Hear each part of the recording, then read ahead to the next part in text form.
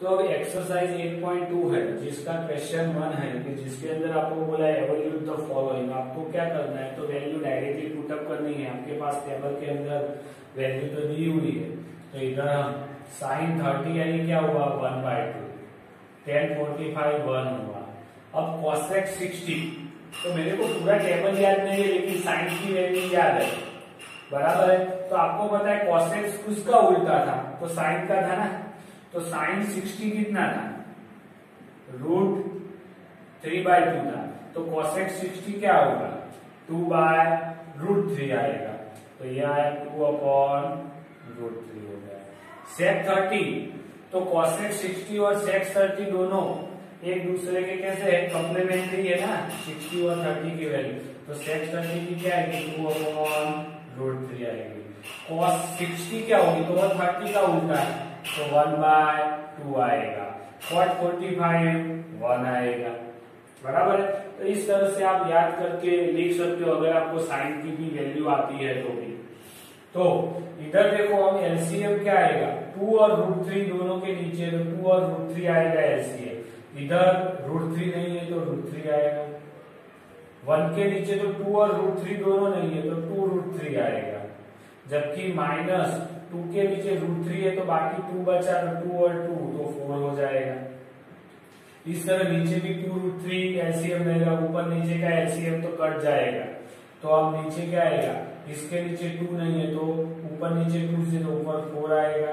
इसके नीचे क्या है तो √3 नहीं है, जब 1 के नीचे क्या नहीं है तो 2√3 नहीं है, तो 2√3 और √3 तो 3√3 -4, नीचे 2 और 3 तो 3√3 +4। तो ये आपको मिल गई वैल्यू उसकी, बराबर है। अब इस तरह से 5वां नंबर वाला डायरेक्टली में गिनाता हूं। तो 5 cos 16 कितना बोला मैंने, तो 1/2 उसका स्क्वायर। 4 sec 30 कितना है, तो 2/√3 का स्क्वायर।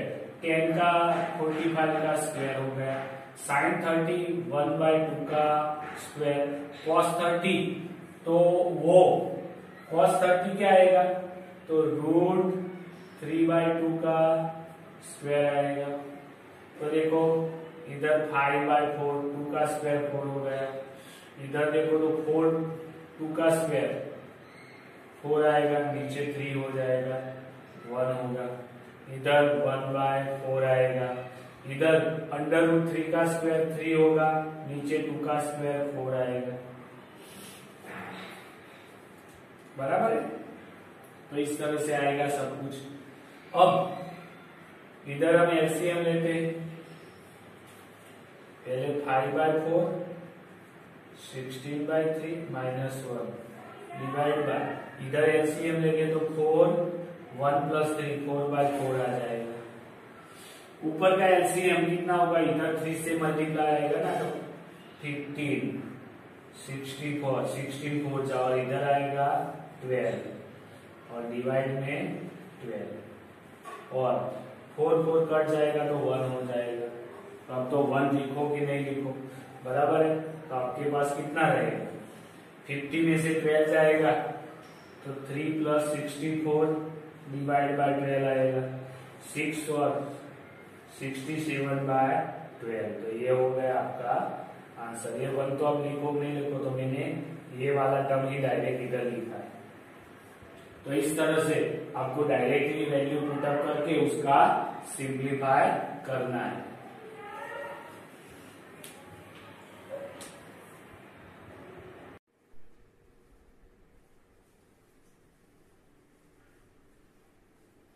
तो अब आगे क्वेश्चन नंबर 2 है, हा? जिसके नीचे आपको एमसीक्यू दिया हुआ है, ऑप्शन दिए हुए हैं। तो पहला सॉल्व करते हैं कि 2 tan 30 तो 1 + tan² 30।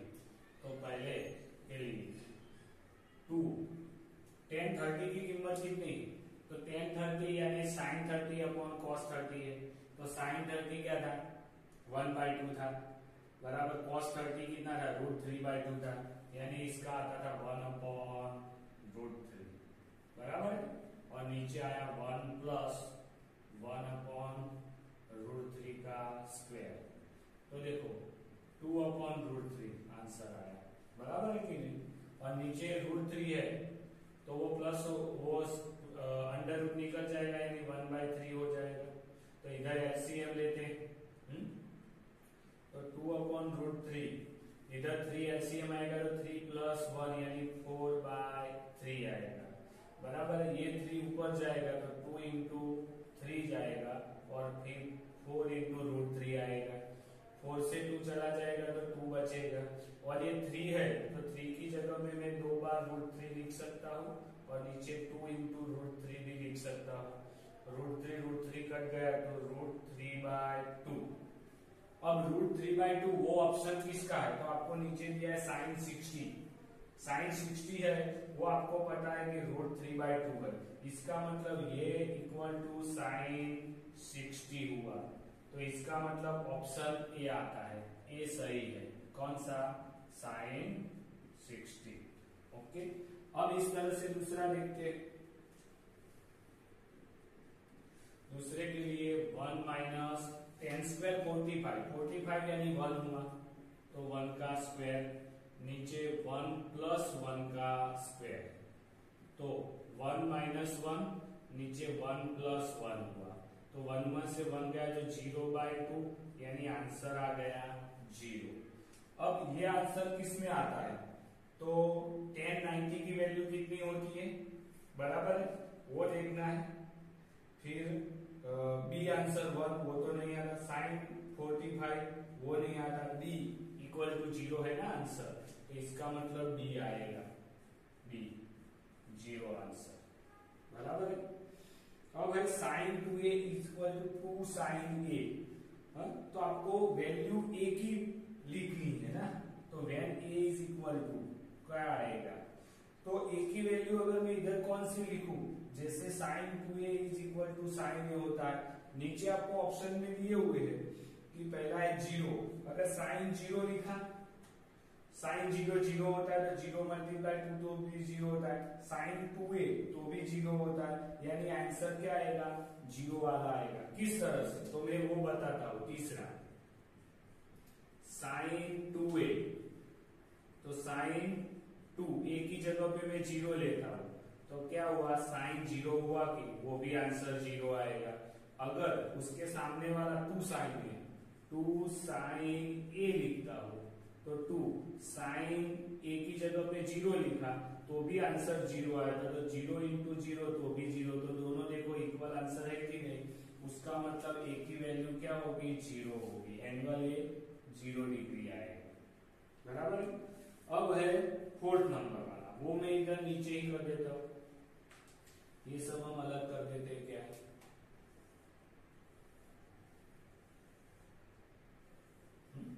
अब 4th नंबर वाला इधर बताता हूं, इधर ही है ना, लाइन में बता देता हूं। तो 2 1030 की वैल्यू इसकी हमने ली थी 1/√3, नीचे 1 -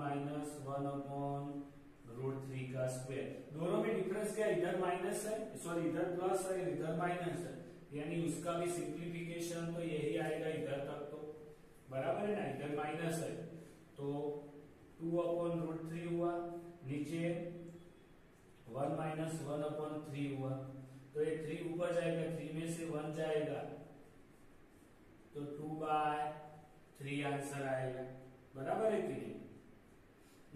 अब ये नीचे वाला देखो 2 × 3 हुआ, नीचे 2 × √3 आएगा, 2 चला गया, √3 कैसे, तो 3 की जगह पे मैंने 2 बार √3 लिख सकता हूं, और नीचे तो आपको √3 दिया हुआ है तो √3 कट जाएगा, तो आंसर मिलेगा आपको √3। तो नीचे ऑप्शन में sin cos 60 तो वो नहीं आएगा, sin 60 वो भी नहीं आएगा, tan 60 तो tan 60 है वो आपको वैल्यू √3 मिलती है, यानी ये = tan 60 आएगा। tan 60 यानी कौन सा है, सी आंसर सही है, तो इसके अंदर आएगा सी ऑप्शन, tan 60 आएगा, बराबर है। तो पहला इधर सॉल्व किया, दूसरा ये है, तीसरा ये है और चौथा ये रहा। तो हमने ये फिलिंग द ब्लैंक्स या एमसीक्यू कंप्लीट कर लिया।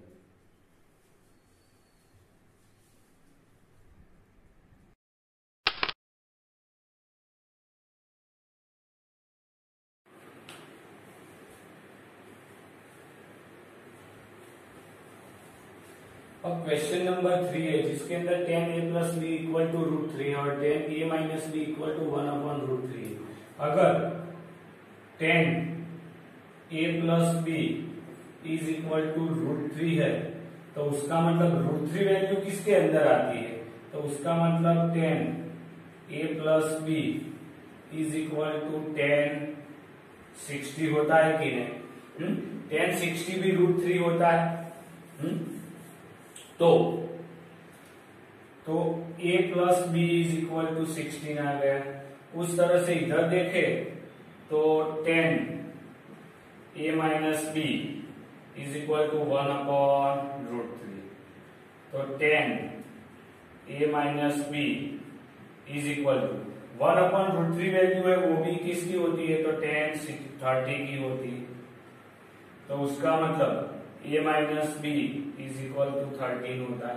a प्लस बी 16 है, a 30 है, तो एक वैल्यू इसमें से पुटअप कर देते तो a इज इक्वल टू क्या आया 30 प्लस बी आया कि नहीं, वो वैल्यू इसमें रखते हैं। तो a की जगह में क्या लिखेंगे 30 plus b is equal to 60। तो 30 plus 2b is equal to 60। बराबर है कि नहीं?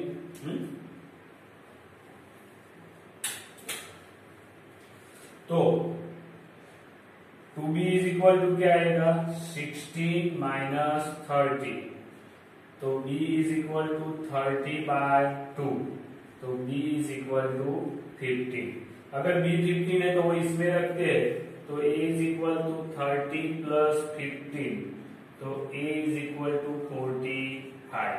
अगर b 15 आया तो इधर क्या की put value b is equal to 15। बराबर है कि नहीं? तो ये आपका आंसर आ गया। ए और बी आपको मिल गए।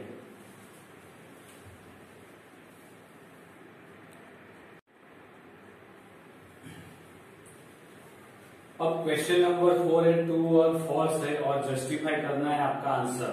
तो पहला है sine a plus B equal to sine a plus sine B. तो ये क्या है, तो पहला फॉल्स है। क्यों फॉल्स है? अगर a इज इक्वल टू में 16 देता हूं और b इज इक्वल टू शायद 13 दिया तो साइन 60 प्लस 30 तो आंसर क्या आएगा साइन 90। तो आंसर 1 आएगा। जबकि साइन 60 प्लस साइन 30 लूंगा तो साइन 60 तो √3/2 आएगा और ये 1/2 है। तो आंसर आएगा √3/1 डिवाइड बाई 2। तो ये तो देखो ये दोनों आंसर इक्वल आते नहीं है। बराबर है कि नहीं? ये दोनों आंसर इक्वल नहीं, इसीलिए पहला कौन सा है, फॉल्स है। अब लेते हैं दूसरा, sine increase has theta increase. तो ये ट्रू है। क्यों ट्रू है?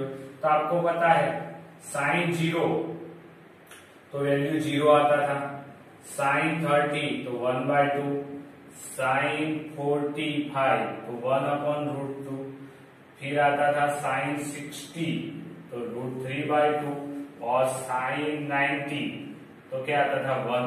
तो देखो ये थीटा इंक्रीज होता है 0, 30, 45, 60 थीटा इंक्रीज तब ये वैल्यू भी इंक्रीज होती है, इसीलिए ट्रू है। फिर थर्ड तो वो फॉल्स है क्योंकि cos 0 तो वो 1 था, cos 13 तो √3/2 था, cos 45 तो 1/√2 था और cos 16 तो 1/2 था और cos 90 तो वो 0 था। यानी cos में उल्टा है। तो cos में देखो आप, cos में जैसे थीटा की वैल्यू इंक्रीज होती है इस तरह से ये वैल्यू डिक्रीज होती है, इस तरफ आती है डिक्रीज होती है, जबकि ये साइन में इंक्रीज होता था, इसीलिए वो फॉल्स स्टेटमेंट है। अब देखते हैं आगे फोर्थ नंबर वाला, sine theta equal to cos theta. तो आपको पता है इधर मैंने साइन और कॉस की वैल्यू लिखी हुई है, तो इसमें देखो साइन 45 और कॉस 45 दोनों की वैल्यू ही इक्वल आती है 1/√2, बाकी कोई में इक्वल वैल्यू नहीं। तो ऑल वैल्यू के लिए थीटा इक्वल होता नहीं है, इसीलिए क्या है, फॉल्स स्टेटमेंट है। साइन 0 तो 0, इधर आप एग्जाम्पल में लिख सकते हो साइन 0 0 है, जबकि कॉस 0 तो 1 है, तो ये दोनों वैल्यू इक्वल नहीं है, यानी sine 0 not equal to cos 0 degree. फिर 5 नंबर वाला, cot A is not defined for A, तो वो ट्रू है। क्यों ट्रू है? तो आपको पता है कि cot A is equal to क्या आएगा, cos A upon sine A आता है। अब कॉट ए की जगह पे मैं 0 लू तो कॉस 0 अपॉन साइन 0 आएगा। तो देखो कॉस 0 क्या है, 1 है और 0 है, यानी 1/0। तो ये टर्म कैसा है, अनडिफाइंड है, यानी अनडिफाइंड टर्म मिलता है, या नॉट डिफाइंड टर्म है, तो इसीलिए ये वैल्यू भी कैसी है, ट्रू।